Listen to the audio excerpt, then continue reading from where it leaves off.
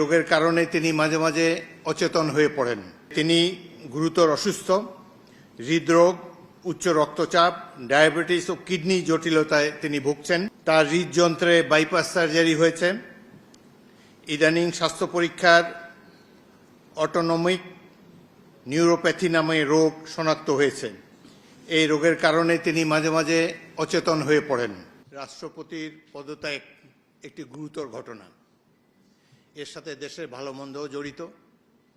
রাষ্ট্রপতি একজন মানুষ, তিনি অসুস্থ হতেই পারেন এবং তিনি রোগেরও নাম প্রকাশ করেছেন, লিখিতভাবে জানিয়েছেন তিনি কি রোগে ভুগছেন এবং মাঝে মাঝে তিনি অচেতন হয়ে পড়েন। এর জন্য ডাক্তারের সার্টিফিকেটের কোনো প্রয়োজন নাই, যিনি যেখানে নিজেই এটি দাবি করেছেন। সুতরাং আমরা আশা করি এই পদত্যাগের ফলে সকল ধোঁয়াশা পরিষ্কার হলো, কোনো ধরনের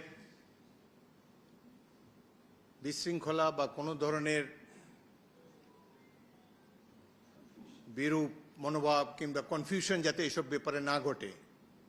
রাষ্ট্রপতি পদত্যাগ, এর আগেও রাষ্ট্রপতিরা পদত্যাগ করেছেন বিভিন্ন কারণে।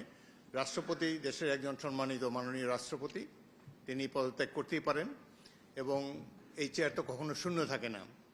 এবং আমি জাতীয় সংসদের স্পিকার হিসাবে এই পদত্যাগপত্র গ্রহণ করেছি। এটি হলো বাস্তবতা।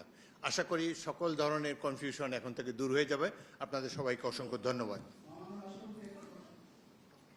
এই ধরনের প্রশ্ন করবেন না ভাই, কোনো কনফিউশন ক্রিয়েট করবেন না।